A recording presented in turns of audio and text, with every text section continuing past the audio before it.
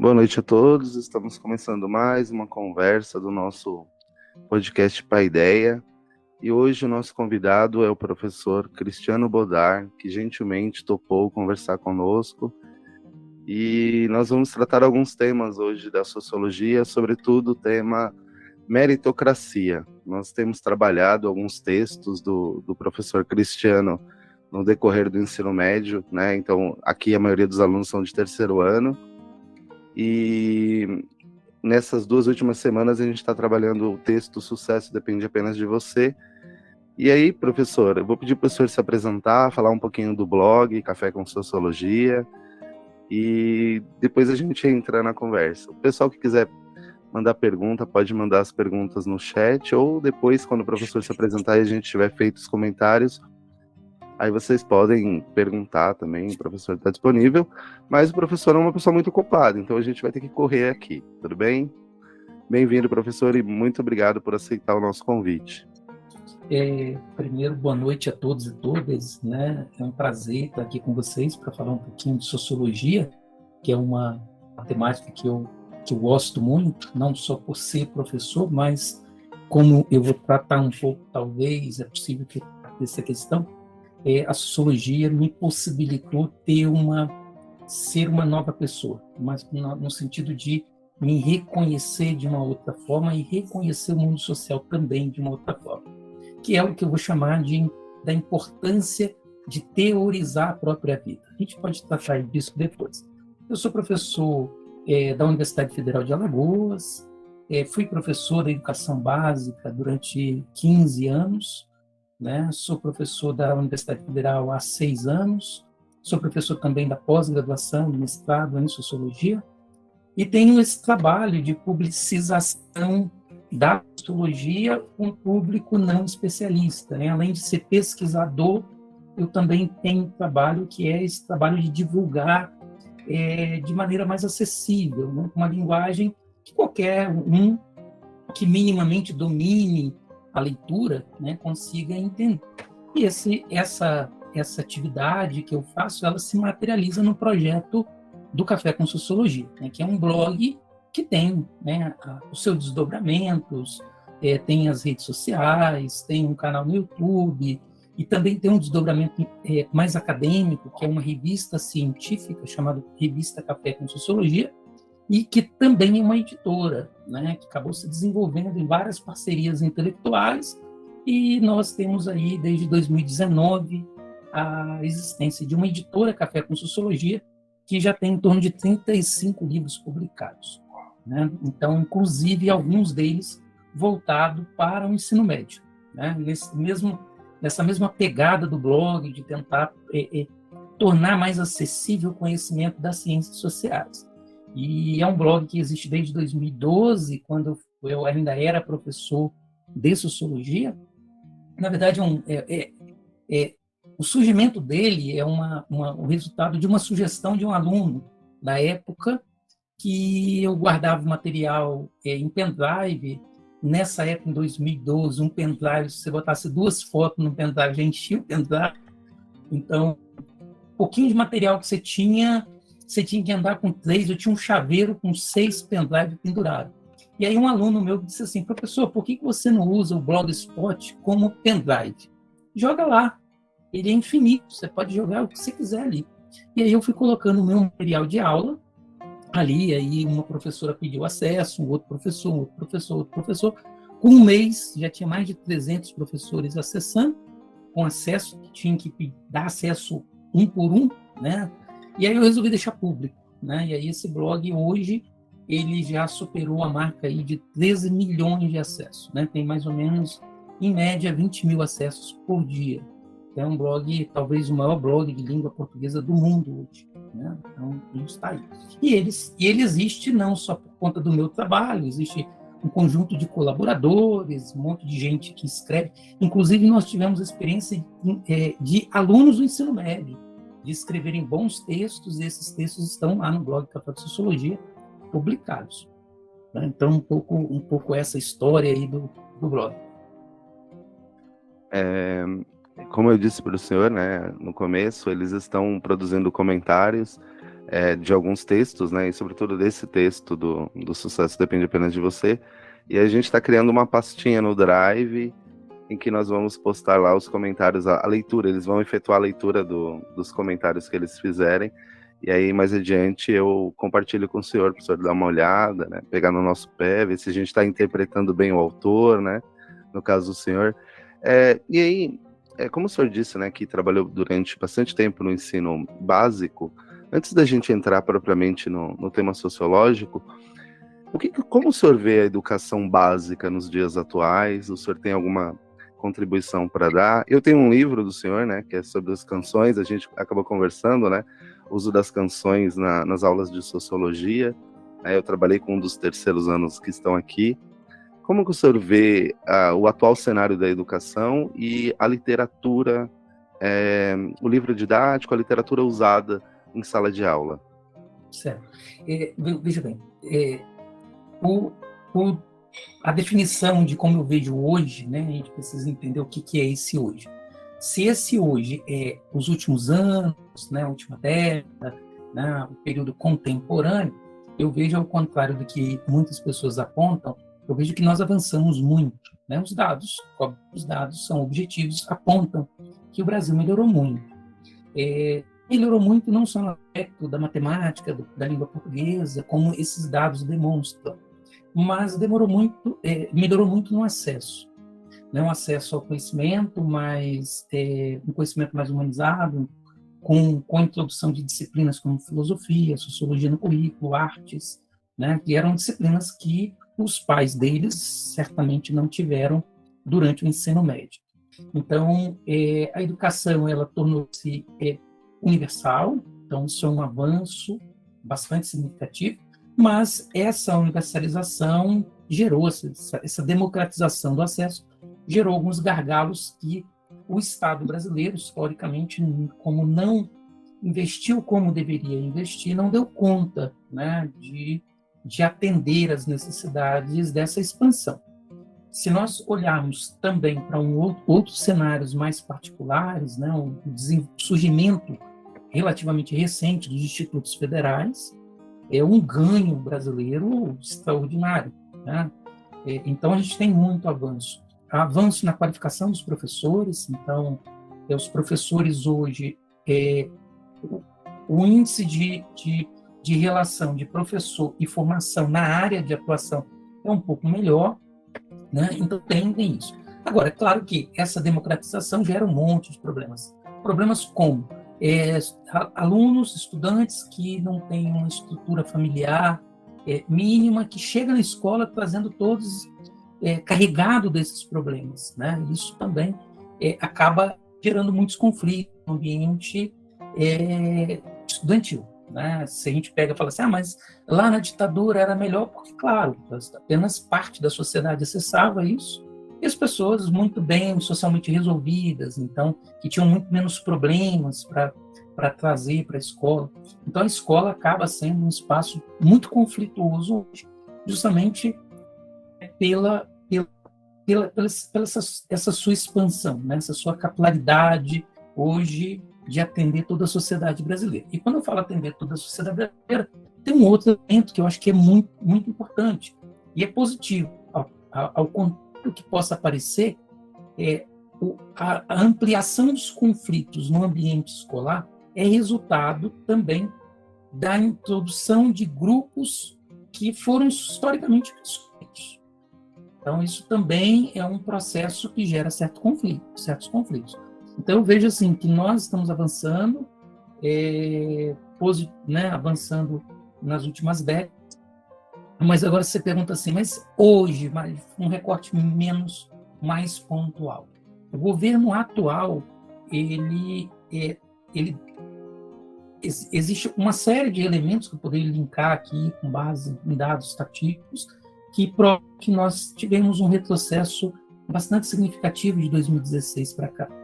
Né? Então, um deles, talvez o mais claro de se compreender, é os cortes na própria educação. Né? Isso vai desde a pré-escola até a universidade. Então, a universidade, por exemplo, onde eu trabalho, nós estamos tendo muitos problemas para manter os alunos estudando. Então, eu tenho turma que teve uma desistência de mais de 20%, né, que mantiveram no curso, porque dependiam de algumas bolsas de estudo que não existem mais. Então,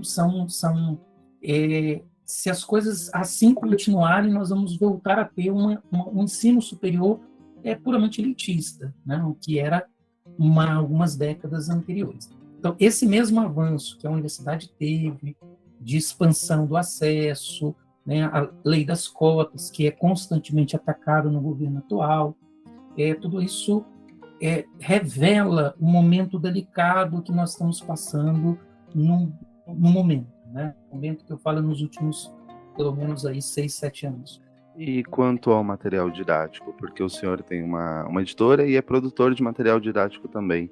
Como o senhor analisa na verdade, a presença do material didático? Só um detalhe, a editora ela não é minha, né? Ela é uma parceria, como o projeto é muito grande, então a gente tem que agregar parceiros, né? Então, eu atuo como voluntário, editor voluntário, como os outros colegas, né? Nós temos uma comissão científica e uma comissão editorial, que participa colegas de vários lugares do Brasil e do exterior. Então, nós temos também colegas franceses e portugueses que estão nessa editora. E aí, essa questão do material didático, né? Que é importante pensar. Quando a sociologia ela reingressa no currículo, por exemplo, ciências humanas de uma forma particular, em 2008, a filosofia, a sociologia entra no currículo, nós não tínhamos material didático para essas disciplinas. Nós ficamos sem material didático, eu falo material didático amplamente acessível, né, distribuído pelo governo, através do Programa Nacional do Livro Didático, até 2012. Então, em 2012, começa a surgir esse material para as ciências, para a sociologia e filosofia. A história e a geografia já existia. Esse material, nas últimas décadas, nos anos 2000, avançou muito em qualidade, né? Os livros didáticos, se a gente compara os livros didáticos dos anos 80, 90 com os anos 2000, a gente vai ver que tem uma qualidade tanto em conteúdo, né, tanto uma qualidade gráfica. Então, esses dias mesmo eu estava rindo um pouco, eu lendo um trecho do livro de história, e aí minha esposa é historiadora, mestre em história, e eu estava falando com ela assim, desculpa, é um livro de história ou é um livro de literatura? Porque narrava a história do Brasil de uma forma dramática, né? Porque Dom Pedro II levantou, fez isso, fez aquilo, que não sei o que, a multidão e tal. Parece uma poesia, você está lendo uma poesia, né? Um mundo muito romantizado, dos heróis e tal. E que já era amplamente questionado dentro do campo acadêmico, né? Mas não chegava na escola. Os anos 2000 marca um repensar desse material. Então, os materiais hoje são mais críticos, né? O tema, por exemplo, que vocês estão estudando, que é a questão dentro da sociologia, que é tentar pensar que as relações sociais não são frutos, ou seja, a nossa trajetória ela não depende apenas do nosso esforço, isso era uma coisa que impensável de se estudar 20 anos atrás, entende? Então, a gente avançou muito na qualidade do material. E aí, esse mesmo material que veio avançando em qualidade, ele sofreu uma alteração, o Programa Nacional sofreu uma alteração em 2021.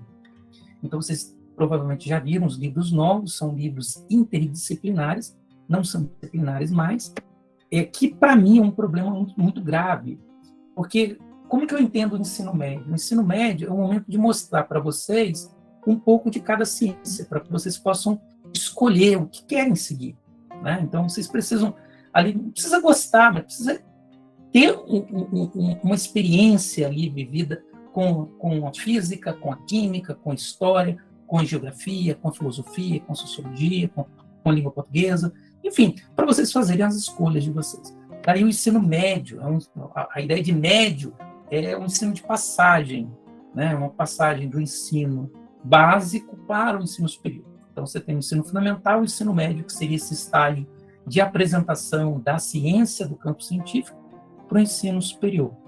Com o modelo que tem aí, as disciplinas perdem as especificidades. Vocês vão ter muita dificuldade de entender, por exemplo, qual a diferença entre a sociologia e a filosofia com a história, a filosofia, enfim, porque os livros eles trazem é um diálogo que parece muito mais com um discurso jornalístico do que científico.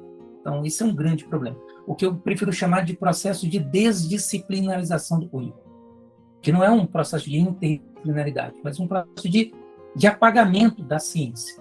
Né? Então, esse é um problema grave. Associado a esses materiais que perdem qualidade, inclusive, por exemplo, temas que adentraram nos anos 2000 para atender justamente essa classe entrando na escola, né? Atender populações indígenas, para atender negros, para atender a comunidade LGBTQI+,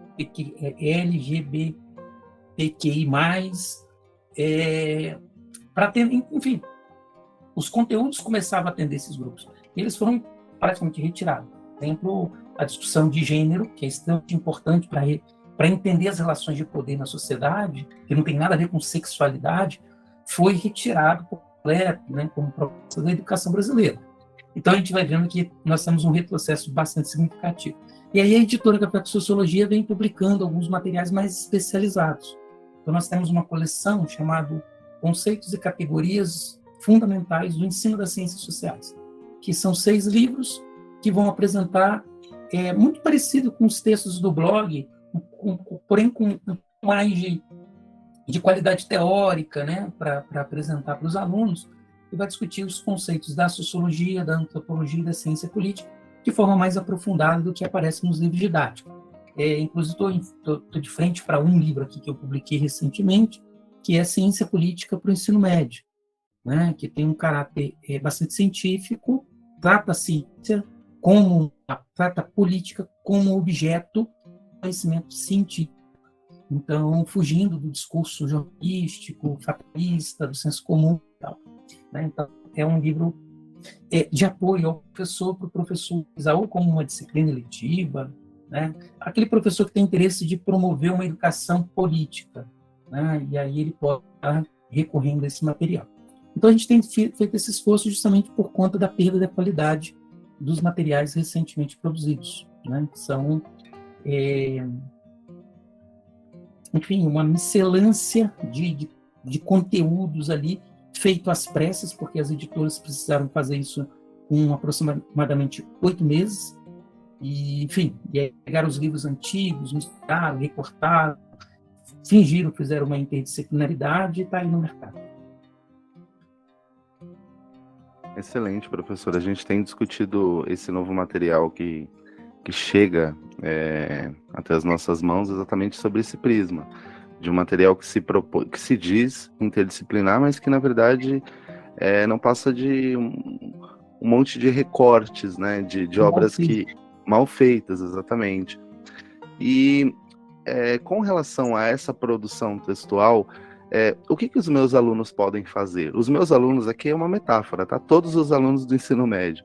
Porque nós temos um dilema, que é um dilema bastante, e o senhor já deve ter vivido ele no ensino básico, que é produzir uma formação que seja, ao mesmo tempo, humanista, uma formação cidadã, que dê ao aluno condições de perceber e compreender a realidade, e se inserir nela de modo crítico, e passar no vestibular, né? Porque uma coisa parece muito técnica e a outra coisa parece uma coisa mais complexa, mais aberta, e a gente tem essa discussão na escola, né? Como é que eu faço para dar os instrumentos para os meus alunos passarem nos vestibulares, que são eliminatórios no fim das contas, né?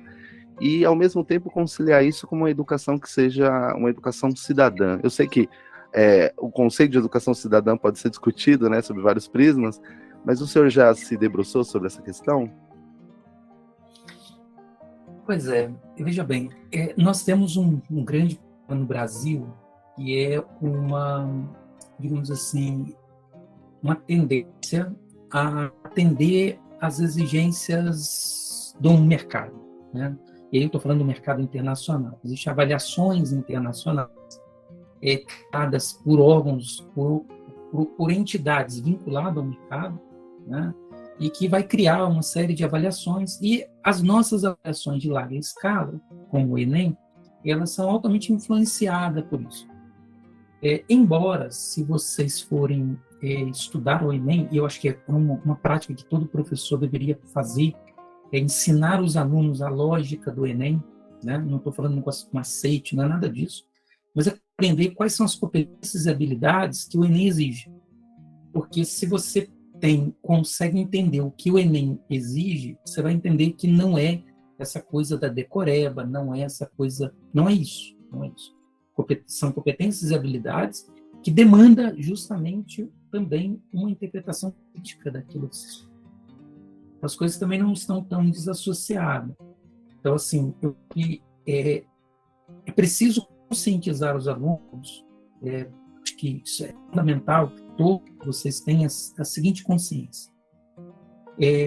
Existem objetivos de médio prazo, de longo prazo e de curto prazo. O Enem, tirar uma boa nota no Enem, é um objetivo de médio prazo, mas que não pode ser colocado como único objetivo na vida. E aí você tem um problema. Qual o problema? Você tem um problema, primeiro, fazer uma prova objetiva muito bem feita, mas não conseguir fazer uma boa redação, né? Isso pode ser um dos objetivos de médio prazo. A longo prazo, você estudar de forma muito... vou usar um termo aqui que não é muito adequado, mas para vocês entenderem, muito tecnicista, de tentar decorar aquilo que precisa ser estudado para o Enem. E depois vocês vão ter sérios problemas durante a graduação, que não é esse ensino que você tem na graduação. Pelo menos se o objetivo é fazer uma graduação nas instituições federais, que ainda no Brasil são as que têm melhor qualidade, né? Com poucas exceções, em geral as instituições superior públicas no Brasil são muito precárias, né? Precária na oferta de conhecimento. Tanto é que a produção científica brasileira vem das universidades estaduais e federais. Então, se esse é o objetivo, se um bom profissional, depois independente da área, se preparar no ensino médio apenas para atender o Enem, vai ter um peso, um custo, né, muito grande depois, durante a graduação. Por quê? Porque a graduação, como eu disse, o modelo é muito mais humanístico, né, muito mais reflexivo, muito mais crítico, independente do curso. Tá? Não quer achar que você fala assim, eu vou fazer medicina, então medicina não é uma...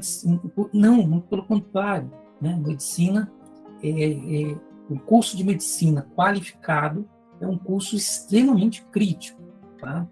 Então, é claro, a gente pode ter outros cursos que o papel da interpretação crítica é ainda mais exigido, né? Como um curso de filosofia, um curso de ciências sociais, um curso de história, não um curso de humanas em geral. Mas todos os cursos, eles tendem a exigir competências e habilidades que não tem a ver com uma formação tecnicista, né? Uma formação que você aprenda apenas a repetir. Porque, às vezes, essa ideia do Enem é muito isso, né? Eu repito, para na prova eu saber fazer. Então, isso é um problema. E que, em geral, não se traz muito sucesso, tá? Diferentemente dos que você citou, dos vestibulares. Não, o vestibular já tem um caráter muito tecnicista mesmo.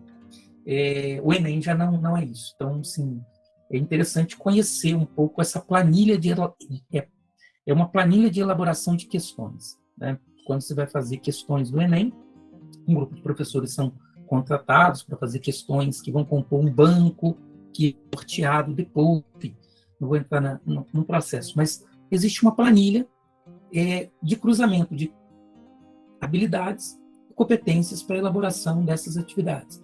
Então, por exemplo, entre habilidades, realizar leituras imagéticas, uma habilidade, que vai se cruzar com uma competência como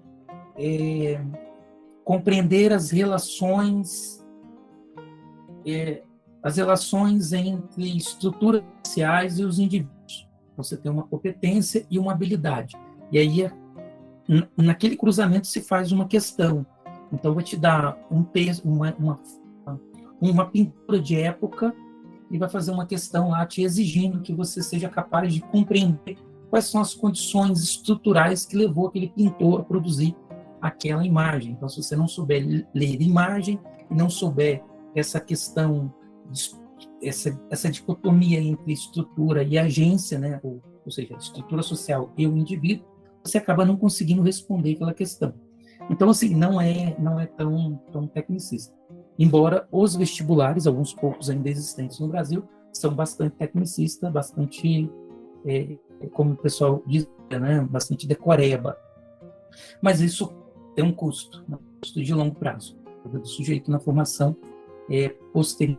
E mais ainda, pode ter um custo que eu acho que é um custo que as pessoas não avaliam muito, que é o custo pessoal.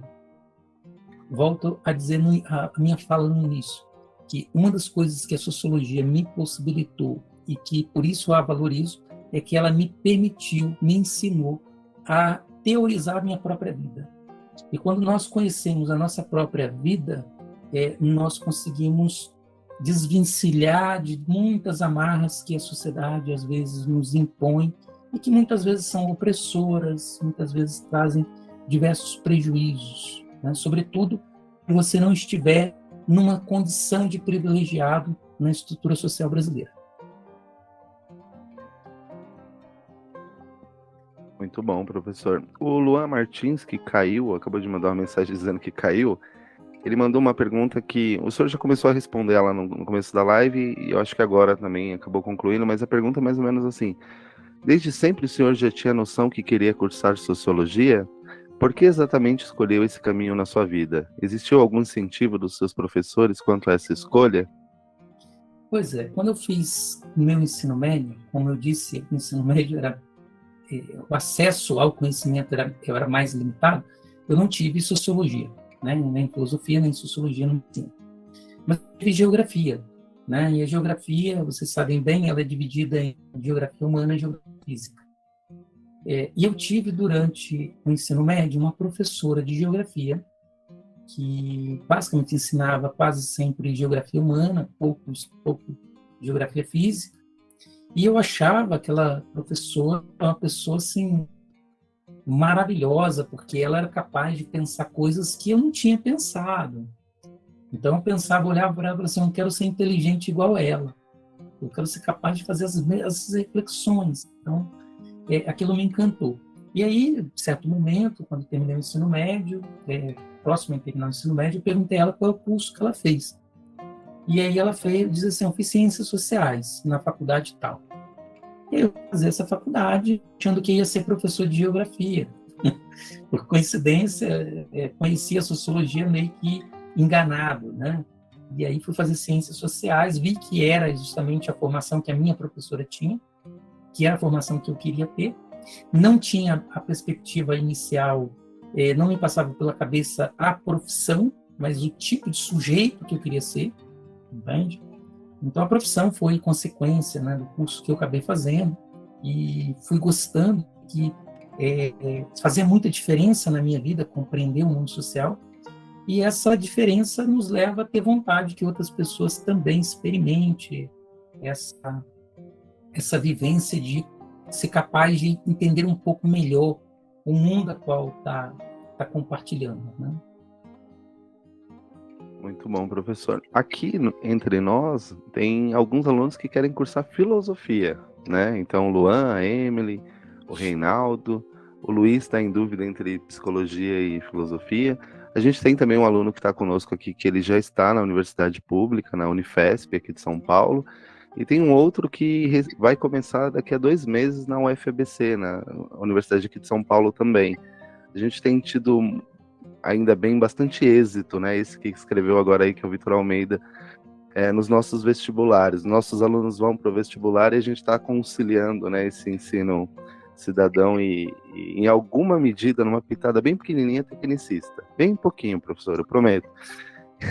E aí, o Davi quer perguntar, e aí, Davi, eu vou fazer assim, eu vou deixar mais para o finalzinho, aí vocês podem perguntar diretamente para o professor, e a gente vai entrar no tema da meritocracia, que a gente já protelou bastante. Eu vou ler a sua aqui, tá bom, Vitor? As que estão no chat eu vou ler, e aí as que vocês quiserem perguntar no microfone, vocês abrem e perguntam, tá bom? O Vitor escreveu assim: quando o aluno está no ensino médio, em uma escola pública, ele adquire uma noção básica de cada matéria, assim como o senhor disse. Mas quando sai do ensino médio e ingressa em uma universidade pública, por exemplo, percebe-se que há um grande abismo entre os dois ensinos, tanto na questão técnica, em que o aluno necessita aprender a estudar, quanto no humanismo e convívio dos alunos. Em suma, em uma visão sociológica, qual seria o principal fator deste acontecimento? Pergunta bem fácil, né, professor? Pois é bem grande, né? Pergunta bem grande. Então, deixa eu só fazer uma leitura, uma segunda leitura para entender melhor. Tá? Então, quando um aluno está no ensino médio, em uma escola pública, ele adquire uma noção básica de cada matéria, assim como o senhor disse. Mas, quando sai do ensino médio e ingressa em uma universidade pública, por exemplo, parece que há um grande abismo entre os dois ensinos, médio e superior, quanto à questão técnica, em que o aluno necessita aprender a estudar, quanto no humanismo e convívio dos alunos. Em suma, tá, vamos lá. O que acontece? A primeira coisa que nós temos, que eu percebo, e aí eu dizendo a partir do meu lugar, de alguém que esteve como professor da educação básica e professor do ensino superior, professor da pós-graduação, eu acho que o grande estranhamento, vou chamar de estranhamento, tá? Entre do aluno, quando ele adentra a universidade, é o ritmo de estudo. É isso. Né? Eu acho que é o grande problema. É a capacidade de se concentrar por longo tempo em uma literatura, em um texto. Então, essa é a maior dificuldade. Então, independente do curso que você vai fazer, você vai ter que muito. Quem falou aí que vai fazer filosofia é muito ao quadrado. Então, assim, né, quem vai fazer filosofia, história, sociologia, ciências humanas, tem uma carga de leitura muito grande. Quem vai fazer, por exemplo, direito, tem uma carga de leitura também grande, mas demanda muita memorização. Das ciências humanas, exige-se hoje menos memorização, mas uma capacidade, digamos assim, ser uma esponja de conhecimento, né? Capacidade de ler, entender, guardar aquilo, que às vezes a gente nem usa naquele momento, né? Mas é isso. Então, assim, o maior estranhamento é isso. Né? Um aluno que, no ensino médio, ele tem dificuldade de ler uma xerox que o professor passa de 2 páginas. E aí ele vai para a graduação, logo no primeiro semestre, o professor diz assim, eu quero que vocês leiam semana que vem esse livro. Então, leia um livro que não leu durante a vida inteira, vai ter que ler numa semana. E aí a gente considera, um livro é incomum acontecer, às vezes acontece, mas 2 capítulos de um livro, 3 capítulos de um livro, por disciplina. E aí você vai fazer em torno de 6 disciplinas.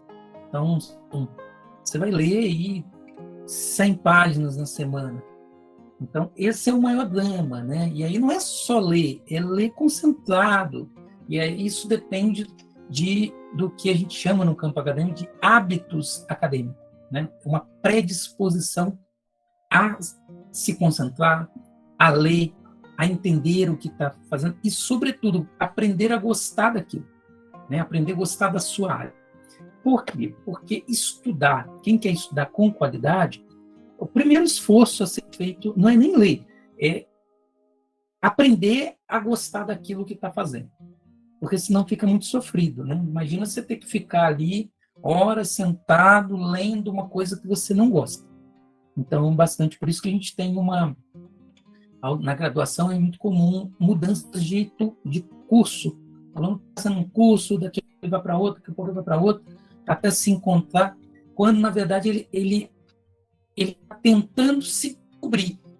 E é um esforço equivocado, né? O que ele precisa é aprender a gostar daquilo que ele está fazendo. Porque senão ele vai passar a rodar a universidade inteira e não vai achar aquilo que é o que ele está procurando descobrir, porque ele não desenvolveu isso no ensino médio, para nenhuma área. Então, não é natural desse sujeito. Então, assim, então demanda um pouco de esforço, de aprender o lugar que você está, a nova realidade, reagendar a vida, né? Não dá para ter uma vida sem regras, sem agenda, né? Enfim, muda um pouco. Então, esse é um impacto maior. Agora, impacto de sociabilidade, não. Está todo mundo no mesmo barco. São todos alunos que saíram do ensino médio, tudo é muito novo, tudo é muito diferente. Então, a questão de sociabilidade eu não tenho visto muita dificuldade. É um espaço mais plural, então isso também facilita sujeitos, por exemplo, que às vezes é excluído no ensino médio, porque a realidade da escola é menos plural, e ele é o diferente, né? Então ele fica... Na universidade ele vai encontrar alguém doido com ele vai encontrar alguém que, enfim, né, que dá para ter seu grupo. Então a sociabilidade é bem tranquila na universidade. O problema maior mesmo é essa questão mesmo de se adequar a um novo ritmo, porque o ensino médio em geral, não estou falando todos, mas em geral, a gente faz o ensino médio meio que como uma obrigação tradicional, é uma tarefa tradicional. Todo mundo tem que passar por ele. Já no ensino superior, a gente começa a encarar como profissão. Então, prepara o profissional. Então, a coisa é um pouco mais séria, né? Um pouco mais exigente. E aí, quem quer mesmo se profissionalizar com qualidade, realmente precisa mudar um pouco a vida, às vezes, reorganizar. Agora, a sociabilidade fica ruim com quem não está na faculdade. Isso é normal, principalmente se for fazer ciências humanas. Porque você vai fazer, por exemplo, um curso de ciências sociais, e aí você começa a aprender a problematizar a vida, né? E aí você está num churrasco com os colegas do ensino médio, né? E que não estão nesse mesmo contexto. E passa uma propaganda, aí todo mundo ri, você não ri, porque você já começa a perceber que ali há um preconceito, ali há uma relação de poder, que há uma opressão de sujeito sobre sujeito, e aí você vira o cara chato, o cara que quer problematizar tudo. Isso vai sendo absorvido como uma predisposição, esse hábitos acadêmicos, né? Isso vai virando uma predisposição. E sem você perceber, você começa a fazer essas análises. Então, você começa a assistir novela para analisar a novela e não mais como entretenimento. Então, você acaba sendo um chato e, em geral, a gente perde as amizades que não nos acompanham para o ensino superior, em geral. Esse é o problema de sociabilidade mais comum. É verdade. A Bruna disse que quer fazer ciências sociais pelo mesmo motivo que o senhor. Ela quer compreender o mundo. Professor, com relação à meritocracia, o sucesso só depende da gente mesmo, professor? Pois é. Quando a gente fala o sucesso depende só da gente, se já adiantando uma resposta, né? Se isso fosse verdade, eu, por exemplo, não seria hoje um professor que tem uma carreira acadêmica, doutor pela Universidade de São Paulo, pela USP, não teria essa trajetória, se dependesse só de mim, né? Então, isso é problemático. Quando a gente fala essa questão que o sucesso depende só da gente, é uma visão muito disseminada no senso comum, né? Porque o senso comum, nós não problematizamos essas relações que nós temos com a estrutura social, com a nossa biografia, com outras biografias, e nós olhamos para o mundo de forma muito dramática. Né? Dramática em que sentido? Tudo é o acaso, tudo estar no lugar certo, na hora certa, né? Então é muito inclusive essa postura de não explicar, né? Quando a gente fala assim, porque não é uma crítica à religião, tá, minha fala, tá? Mas é só exemplificar um chavão e o que está por trás disso. Quando as pessoas falam assim, foi Deus que quis. Esse chavão é uma busca de não querer explicar. Então, a partir do momento que eu falo assim, foi Deus que quis, eu não preciso explicar mais, né? Já está explicado. Então, não há nenhum fator racional a ser explicado. Eu vou simplesmente usar esse chavão para fugir de qualquer explicação. E isso está muito presente na sociedade, né? Essa vida tanto individual, tanto essa visão dramatizada da vida, que é o acaso, que é né? Que, enfim, né? Que a nossa trajetória tem a ver com o lugar certo, o momento certo. Não é por aí. Primeiro que nós somos, começar pelo um ponto principal, nós somos necessariamente sujeitos sociais. O que eu estou querendo dizer com isso? Quando eu falo que nós somos sujeitos sociais, significa dizer que o que eu sou depende necessariamente do mundo social que eu teria. Se eu tivesse nascido no Oriente Médio, muito provavelmente a minha trajetória seria outra. Certo? Por quê? Porque a minha sociabilidade seria diferente.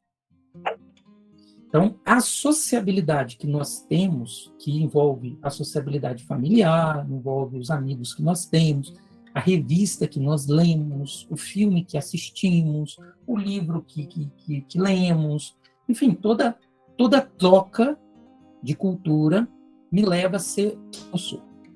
Então, esse é um ponto. Se isso é verdade, né, isso posto, então eu sou resultado não da minha vontade. Eu não sou quem eu gostaria de ser ou quem eu determinei ser, mas eu sou resultado do meio social a qual eu fui me desenvolver. Certo? Isso é a base. Né? Além dessa sociabilidade, ou seja, no contexto dessa sociabilidade, existe as estruturas sociais que nós estamos envolvidos. Então, por exemplo, nós nascemos numa sociedade capitalista, uma sociedade patriarcal, né, marcada pelo patriarcado, uma sociedade de classes sociais, né, onde a mobilidade geralmente é mais no sentido de cima para baixo, de baixo para cima é muito mais difícil, né? Então, esse contexto social ele vai afetar as minhas escolhas. Então, em outras palavras, um exemplo para extrapolar, né? Que aí a gente entende melhor. É impossível eu nascer e ser criado num ambiente e não ter contato com música clássica e me tornar um grande violonista. É impossível, porque eu não tenho essa escolha. A estrutura social não me possibilita escolher tocar violino, porque eu não sei nem o que violino é. Entende? Então, as nossas escolhas elas são limitadas pela estrutura social.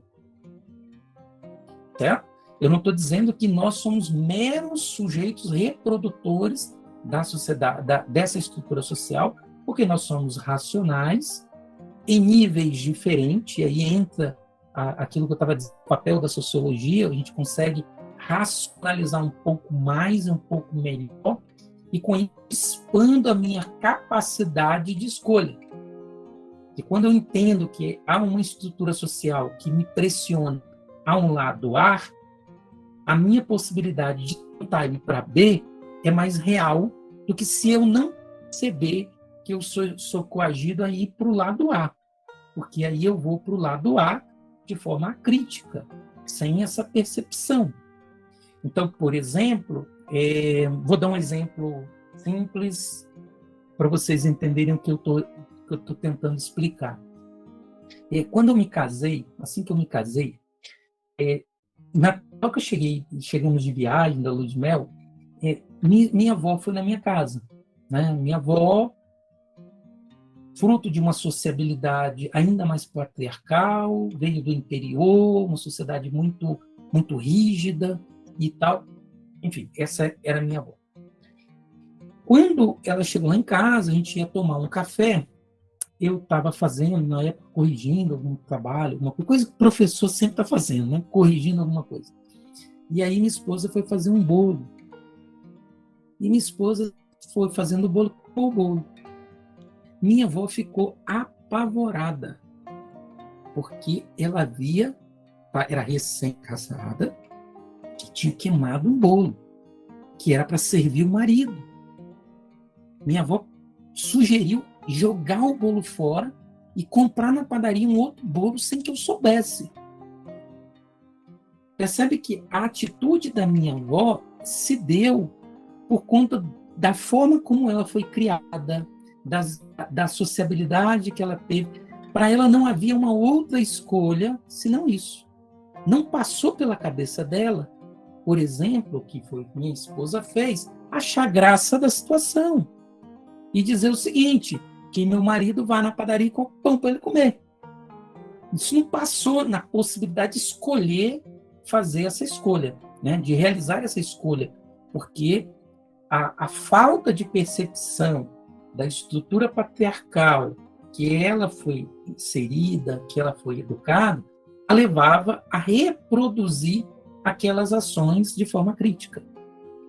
Então, a partir do momento que nós temos conhecimento, por exemplo, no caso desse caso, conhecimento das estruturas patriarcais, nós conseguimos romper minimamente, não completamente, né, mas a gente amplia a nossa capacidade de escolha. O que a gente chama na sociologia de capacidade de agência, né, de agenciamento, que vem a ideia de agenciamento mesmo. Um cantor não tem um agente, o agente que orienta a fazer isso, orienta a fazer aquilo, né, essa capacidade de agenciamento. Então, a capacidade de agenciamento, ela depende da consciência. Mas ela não é uma capacidade ilimitada. Então, estou querendo dizer o quê? Você pode ser um grande sociólogo, compreender as estruturas sociais perfeitamente, você vai ser também coagido por essa estrutura social a determinadas práticas, a determinadas formas de pensar, de crer e de agir. Basicamente isso. Então, se isso é suposto, o sucesso ou o insucesso não depende só de mim. Então, depende de uma série de elementos que eu posso exemplificar com a minha própria vida, por exemplo. Né? No meu caso, eu sou filho de pescador artesanal, né? Que tem um barquinho pequenininho, que vai no mar, sozinho, correndo risco de vida, enfim, né? Na chuva, no sol, porque o barco é barco pequeno. Minha mãe faxineira, né? Meus pais ainda se separaram quando eu era na infância, fui morar no interior, estudei numa escola pluridocente, acho que você nem sabe o que é isso, não, escola pluridocente é aquela escola que é de primeira a quinta série, mas só tem uma professora que é professora, pedagoga, merendeira, diretora. E aí a sala de aula é dividida numa cortina, né? O professor dá aula cá e vem para cá dar aula cá. Enfim, o professor dá aula para 5 turmas ao mesmo tempo, na escola muito pequenininha, cada turma 4 alunos e tal. Então, eu tive o meu princípio de sociabilidade foi esse. Certo. Professor, mas como você conseguiu avançar nos estudos, hoje ser um professor universitário, ter um bom salário, uma boa condição de vida? As estruturas sociais me possibilitaram. Então, por exemplo, das condições materiais, a minha família minimamente sempre me educou no sentido de que eu precisava ser um adulto minimamente inserido na sociedade do trabalho. Então, minimamente eu tinha, mesmo que sem saber muito como fazer isso, mas eu sempre tive esse apoio. Minha mãe nunca me mandou faltar aula para poder trabalhar, embora eu trabalhei desde os 7 anos de idade, mas eu nunca precisei faltar. Aliás, eu nunca fui instigado pela minha família para faltar aula para estudar. Isso é um ponto. Minha mãe, nós moramos em cidade diferente por conta dessa situação de separação, mas eu nunca fiquei sem ir para a escola. Então, sempre foi uma preocupação da minha mãe. Então, eu tive uma estrutura mínima, embora uma escola pluridocente, por exemplo, meus primeiros 3, 4 anos de estudo, mas eu tinha uma estrutura mínima. Então, depois eu fui morar num outro lugar, tinha também uma escola pública. Eu poderia ter morado num lugar que não tinha escola pública e não ter feito nem o ensino fundamental. E aí, onde que estaria a minha capacidade de escolher o meu futuro? Não tem, eu só posso escolher aquilo que eu tenho ao meu dispor. Então, eu tive o contato. Depois, eu fui fazer graduação, fazer mestrado, doutorado. Peguei um período onde o Estado brasileiro tinha muitos programas de bolsa, então tinha ônibus gratuitos para estudar. Eu tive bolsa, por exemplo, no doutorado, por exemplo, já era casado, eu morava no Espírito Santo, meu doutorado era em São Paulo. Se eu não tivesse bolsa de estudo, como que eu ia pagar a locomoção? Então, eu pagava passagem aérea, a cada 15 dias eu vim em casa. E lá em São Paulo tinha a universidade para alugar, para ficar, para dormir. Então, se eu não tivesse essa estrutura também, eu não teria feito doutorado na USP. certo? Eu não sobrava mais dinheiro, porque eu tive que largar um emprego para fazer o doutorado, não sobrava muito dinheiro, mas tinha um bandejão, né, o refeitório da universidade, que eu pagava 80 centavos para almoçar. Não, 80 centavos para tomar o café da manhã, 1,30 para almoçar e 80 centavos para jantar. Então, isso é possibilidade. Sem essa estrutura, eu não teria feito essa trajetória. Então, existe uma série de políticas públicas que tem impacto direto com a minha vida, tem a sociabilidade que eu tive, as pessoas que eu tive contato, aquela professora que eu olhei lá no ensino médio e falei assim, cara, eu queria ser como aquela professora. Se eu não tivesse aquela professora na minha vida, talvez o meu caminho seria outro, entende? Então, a nossa vida é uma teia de relações, como se fosse uma teia mesmo, né? Estamos ligados a imagináveis sujeitos que às vezes a gente não tem nem contato direto, mas que está ali influenciando em alguma medida a nossa vida. E que numa teia no sentido de que se você puxa um fio, mexe a teia inteira. E é justamente isso, é uma teia de interdependência. Então, quando a gente fala o sucesso depende só de você, não, o sucesso depende da teia, de como você está nessa teia. Agora, óbvio, quanto mais consciente você é dessa estrutura social, você tem mais capacidade de agenciamento. Você expande a sua capacidade de agenciamento. Então, por isso que é importante. Então, para os grupos, por exemplo, os grupos historicamente desprivilegiados na sociedade, vítima das condições econômicas, vítimas de preconceitos raciais, de todos os tipos de opressão, o conhecimento das suas condições sociais é extremamente importante para a mudança social. Então, precisamos nos reconhecer quem nós somos para poder saber como agir, para poder como responder essa interferência de todo mundo na nossa vida cotidiana. Então, é extremamente importante. É por isso que a gente tem uma extrema-direita no Brasil hoje que ataca alguns conteúdos escolares, porque esses conteúdos escolares justamente fazem com que as pessoas se entendam. Então, quando a gente vai estudar gênero, as mulheres estão se entendendo. Elas estão percebendo que, historicamente, elas foram desprivilegiadas na sociedade, vítimas de relações abusivas, relações de poder, relações que as impediram de serem, hoje, representantes na sociedade brasileira. Representantes intelectuais, representantes políticas, representantes, exemplos de profissionais. Porque se a gente compara os postos hoje ocupados de destaque, são prioritariamente por homens. E se as mulheres não compreenderem essa sociedade, a forma como essa sociedade as impede de acessar isso, a tendência é elas se autoocuparem. Então, a ideia de se culpar, e a nossa sociedade é muito estruturada para isso, para que a culpa cada um a tome. Nós vamos isentar a sociedade dessa culpa. Por exemplo, a gente estava falando das avaliações, né? O que é o Enem? O Enem, eu posso descrever o Enem como uma estratégia adotada pelo Estado para esconder a sua incapacidade de incluir todo mundo no ensino superior e colocar a culpa no indivíduo. E aí o sujeito faz uma prova, não passa, aí ele se coloca como culpado, quando, na verdade, a grande culpa é da própria estrutura do Estado, que não possibilita esse sujeito que paga, como todos os outros, impostos, proporcionalmente ao que ganha, que interdita esse sujeito de ter acesso ao ensino superior. Aí o sujeito se culpa, né? Ele vai dizer que eu não passei, não foi isso. Né? Foi as condições sociais que foram estabelecidas para você que não te possibilitaram.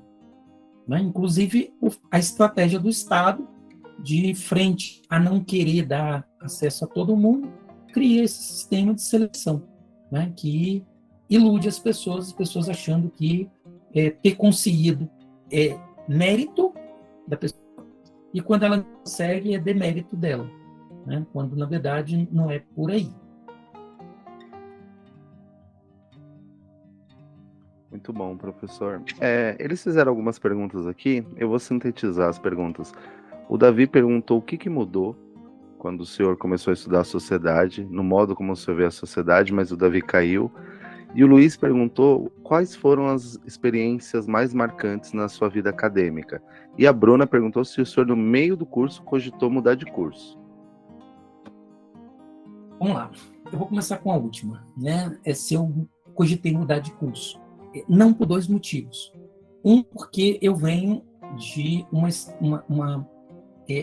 de um lugar na sociedade, né, na estratificação da sociedade, muito baixa. Né? Então, eu estou falando aí de pessoa que é filho de mãe, que limpa a casa dos outros para poder dar minimamente para o filho. Então, eu venho desse lugar. Então, acessar o ensino superior, para mim, naquele momento, era já uma vitória extraordinária, independente do curso que eu estivesse fazendo. Então, esse é um ponto. Né? E o curso vai me proporcionando justamente essa leitura. Essa leitura. Eu não estou ali porque era mérito. Eu estou ali porque havia uma série de condições que me permitiram estar ali, inclusive os esforços dos meus pais, e era um lugar que eu entendia que me possibilitaria eu me entender enquanto sujeito e tentar justamente mudar essa estrutura social a qual eu estava, aliás, me mudar dentro dessa estrutura social. Então, é um pouco isso, né? Então, assim, conseguir entender que toda a sociedade estava apontando para que eu fosse, quando adulto, pescador. Tá? Não tô tirando o mérito da profissão, mas eu estou colocando no sentido das condições de vida que essa profissão proporciona. Então, a sociedade ela me empurrava para ser o futuro pescador no lugar do meu pai, como foram os meus amigos, né? Como foi a trajetória da grande maioria dos meus amigos. E aí a conscientização dessa reprodução da desigualdade social me incentivou justamente a me colocar em buscar conhecimento para tentar superar essa lógica de reprodução. Então, esse é um ponto. Então, eu não pensei em parar no curso por esse motivo, porque já me sentia já vencedor por estar ali. A segunda pergunta foi o quê? Na verdade, a primeira foi o quê? Desculpa, qual que foi o evento mais marcante da sua vida acadêmica? Eu posso, assim, existe marcas diferentes, né? Marcas diferentes, por exemplo, eu posso eleger aqui aleatoriamente a partir de critérios diferentes, coisas diferentes, como, por exemplo, ter a defesa do doutorado. Acho que é um período marcante. Mas tentando pensar dentro da situação a qual nós estamos dialogando hoje, né, usando esse recorte, eu acho que uma das coisas que mais me marcaram na minha vida pessoal foi começar a perceber como muitas pessoas que eu amo, que eu gosto, são extremamente preconceituosas, têm visões que são reprodutoras de opressão, entende? Então, isso fere um pouco, porque são pessoas que você gosta, mas são que as suas práticas, a sua forma de pensar, a forma de crer, a forma de agir, fere outras pessoas sem que eles percebam. Então, isso machuca um pouco. Por exemplo, quando estou conversando com meu pai, e meu pai conta uma piada extremamente inapropriada, então isso acaba me gerando um pouco desconforto, né? Porque são pessoas que a gente ama, mas que nós começamos a perceber que essa sociedade os vitimiza, né? A terem esse tipo de comportamento. E aí a gente tem que respirar, tem que lembrar, né, que eles são os resultados do processo de sociabilidade que eles tiveram, da sociedade que eles estão vivendo, e por isso que falam, pensam, que pensam, porque senão dá vontade, às vezes, tem os parentes, né, que é aquele mais distante um pouquinho, tem hora que dá vontade de falar assim, eu vou sair do grupo da família, porque esse pessoal é muito preconceituoso, muito, enfim, assim. Então, isso as ciências sociais fez comigo. Então, e aí um ponto importante a se dizer, na medida que nós aprendemos a teorizar a própria vida, né, a gente usar as teorias das ciências humanas para pensar, refletir a nossa própria vida, né, a vida daqueles que estão ao nosso redor, em muitos casos isso nos faz muito mal. Muito mal. Então, assim, mal no sentido porque é um conflito, né? Você tem, por exemplo, você está um caso que aconteceu agora recente, né? Trabalhando algumas questões num curso superior, curso de pedagogia, sobre essa questão do silenciamento, lugar de fala, né? Um tema bem presente nas ciências sociais, que é o silenciamento, né?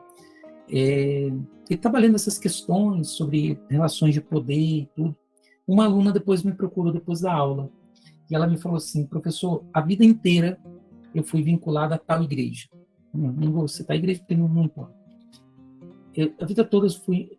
Hoje eu não consigo olhar para a cara do meu líder religioso, porque eu consigo hoje, ouvindo, identificar como que ele reproduz as opressões. Então aquilo causou uma crise religiosa nessa menina, que ela estava pensando em abandonar a crença dela, né? Abandonar o grupo social que ela estava convivendo, só porque ela começou a identificar essas questões, porque ela começou a examinar a vida dela. E aí ela compartilhou comigo que ela começou a lembrar de coisas que aconteceram com ela, que na época ela não percebeu, mas que ela estava sendo vítima por ser mulher.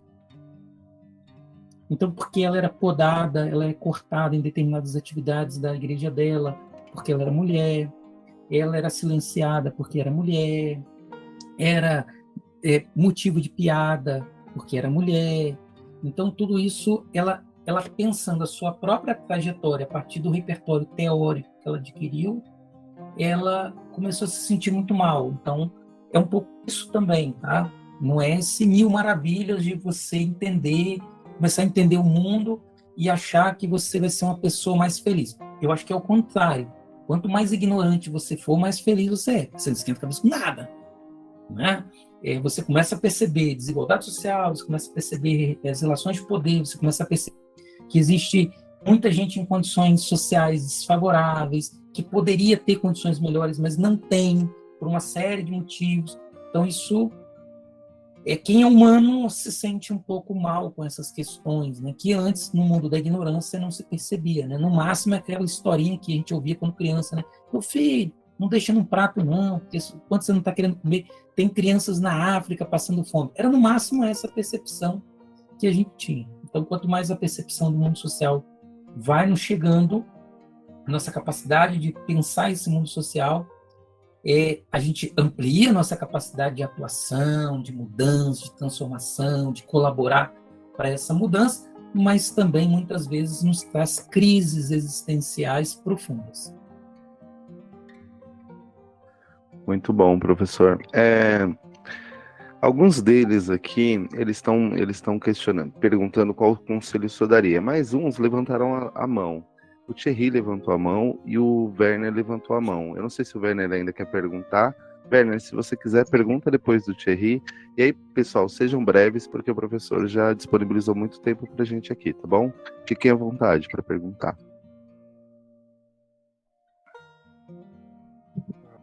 Boa noite, professor. Professor Gilvan, eterno professor, e professor Cristiano. Uma coisa que eu queria comentar, professor, é que por muito tempo, na minha adolescência, principalmente no ensino médio, entrando nessa questão de meritocracia, né? Por muito tempo eu acreditei que o sucesso, o conquistar objetivos, alcançar certas metas, dependia unicamente do meu esforço. Eu acho que o professor Gilvan até talvez lembre do meu jeito na sala de aula. Eu era extremamente meritocrático, pelo menos hoje eu acredito que eu, na realidade, reproduzia muito do meu meio, né? E hoje, na universidade pública, tendo vivência, tentando conciliar o trabalho com a faculdade, atender a demanda que o senhor citou de qualidade que os professores cobram, né? Tanto na questão de você conseguir absorver o conteúdo. Para mim, eu acho que a maior dificuldade é você conseguir absorver o conteúdo e conectar eles de uma forma que seja consistente, que seja sólido, né? Que você consiga realmente entender o que está ocorrendo. No caso, eu faço química, por isso que eu vou mais por esse caminho. Algo mais construtivo e extremamente tecnicista, infelizmente. Mas uma coisa que eu notei foi que a meritocracia ela cai muito por terra. Ela se torna algo extremamente narrativo. E eu sinto que eu queria, na verdade, perguntar isso para você que teve contato com a universidade pública, chegou até o nível de doutorado, né? Se você acredita que essa narrativa ela é um recurso que a elite usa para fazer com que as pessoas, principalmente a classe mais humilde, né, a classe pobre, aceite a sua situação social. Porque, ultimamente, o que eu mais tenho visto sendo reproduzidos tanto por professores quanto pela própria instituição, a carga, a forma com a qual a instituição lida com os alunos, os próprios alunos, a cultura. Eu sinto que a graduação ela rejeita, quase como se tivesse incômodo das pessoas que não estão no padrão social que seria, entre aspas, desejado. O que o senhor pensa sobre? Desculpa ter me estendido, gente. Então, primeiro que a gente precisa considerar que mesmo um espaço universitário, né, que é um espaço de excelência, da reflexão, do conhecimento, é um espaço resultado das estruturas sociais, inclusive surge com as universidades, surge com o desenvolvimento econômico, né, para atender as necessidades econômicas. Então, a universidade também reproduz essas narrativas. E uma dessas narrativas do mercado, né, do sistema econômico, e aí eu estou me referindo ao sistema econômico vigente, que é o capitalismo, é a narrativa da meritocracia, porque como você coloca na sua pergunta, e dá para perceber que a sua pergunta é muito mais um incômodo da pergunta, porque você mesmo responde ela, né? A narrativa da meritocracia ela é fundamental para manter o sistema econômico funcionando e fazer com que essas pessoas façam esse sistema funcionar sem olhar para o lado, sem olhar para as estruturas que os colocam na situação, muitas vezes, de subserviência. Então, o trabalhador ele não pode olhar as condições de trabalho dele, mas ele precisa olhar para si mesmo e projetar nele mesmo toda a possibilidade de sucesso. Quando as estruturas sociais o levar à desgraça, né, ao fracasso, ele tem que olhar não para as estruturas sociais, ele precisa olhar para ele. Porque se não for assim, o sistema começa a ser questionado. Então, as formas como estão estruturadas, a economia começa a ser questionada. A forma como o Estado funciona começa a ser questionada. Então, a meritocracia possibilita que não haja, que reduza-se as críticas ao sistema. E quando há essas críticas, são críticas muito pontuais, muito rasteiras, muito assim, política ladrão, entende? É muito isso, né? Não consegue ver, fazer uma leitura realmente profunda sobre as condições e culpabilizar quem deveria ser culpabilizado. Certo? Agora, é óbvio que esse discurso ele se apropria de uma coisa que é verdadeira. Né? Se você não quiser fazer alguma coisa, né, e se você não quiser ir em direção a alguma coisa, você também não vai chegar naquela direção. Isso é fato, que é a capacidade de agência, que eu disse, que é limitada dentro da estrutura. Né? É como se eu pudesse dizer para você assim, você é livre para fazer tudo o que a estrutura te permite. É isso. E aí você escolhe dentro desse limite seu, você quer ficar em casa, você não quer estudar, enfim. Mas aí se apropria, então, desse resquício de agenciamento que o ser humano tem para construir toda uma narrativa de meritocracia. E se essa meritocracia, ela além de, ela tem alguns problemas, ela causa alguns problemas estruturais muito importantes, que a gente precisa pensar. Um deles é essa culpabilidade do próprio sujeito. né? Esse é um ponto. Um outro é a culpabilidade dos fracassados. Então, eu olho para os negros e vou dizer que os negros são uma raça inferior porque a maior parte dos carcereiros são negros. Entende? Isso, vê como que a meritocracia colabora no discurso preconceituoso, né? Ou seja, porque negros, historicamente, estiveram numa condição de estrutura de classe desfavorável, a estrutura social desfavorável, os impossibilitaram de ter, em sua maioria, ascensão social. Eu converto isso num discurso meritocrático, que eles são incapazes. Uma vez convertido que eles são incapazes, eu reproduzo isso como racismo. Eu vou dizer que o negro é inferior, que o negro é menos capaz, que as mulheres são inaptas, né? E aí o senso comum vai dizer o seguinte, né? No olhar rasteiro, vai dizer assim, que no senso comum a gente olha para as coisas de forma muito rápida, né? E tira conclusões muito rápidas. A gente fala assim, a mulher é inapta, porque olha só, olha na história, quantas mulheres foram, quantas intelectuais tiveram e quantos intelectuais tiveram. Então, as mulheres é minoria. Então, a mulher é inferior. Vamos olhar para a estrutura social brasileira. Quem está ocupando os postos? Não são os negros. Então, os negros são inferiores. Então, esse discurso meritocrático, ele tem um impacto sobre o sujeito que se coloca como culpado dos seus fracassos, que não são seus fracassos, é um fracasso societário, então, diga-se de passagem, é um fracasso societário, mas ele coloca como seu fracasso, ele reproduz uma situação onde essas estruturas que o fracassaram, que o levaram ao fracasso, não sejam questionadas, porque ele assume a culpa. Então, a estrutura não é questionada, a estrutura se tem. Na estrutura atual, é interessante que uns sejam fracassados, outros mais ou menos, e apenas uma minoria, né, se mantém e alcança o sucesso. Então, é um pouco, por exemplo, vou citar um caso, para vocês entenderem, fazer uma analogia, na verdade. Quando vocês fizerem um discurso de pessoas assim, o sucesso depende só de você, e aí o cara vai dar palestra porque ele é bem-sucedido, que não sei o que, não sei o que lá. Na verdade, ele pode ser bem-sucedido, mas ele está usando o argumento da meritocracia para fazer com que outros sujeitos alimentem o sucesso dele. Porque o pessoal vai comprar livro dele, o pessoal vai assistir palestra dele, vai assistir os vídeos no YouTube, ele deve gerar tráfego. Então, é toda uma situação que, no final, você tem uma minoria. Né? Basta você ser um bom comunicador, você abre um canal no YouTube e você vai ter sucesso, porque o Whindersson conseguiu, saiu do Piauí e conseguiu. Quantos Whindersson nós temos na sociedade brasileira? Porque se eu jogar futebol, quantos Neymar nós temos na sociedade brasileira? Quantas crianças foram privadas de serem Neymars?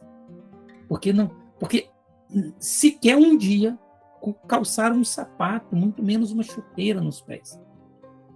Entende? Que nunca chutaram uma bola cheia, talvez nenhuma bola.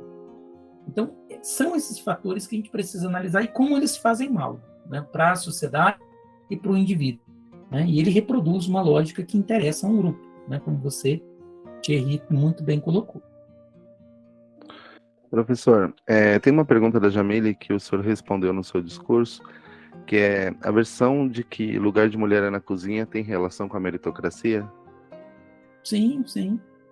Tem relação com a meritocracia, mas tem uma relação muito maior com a estrutura patriarcal da sociedade, né? As relações de gênero. Né? Quando a gente fala relação de gênero, e aí é importante entender isso, não tem a ver com opção sexual, não tem nada a ver com isso.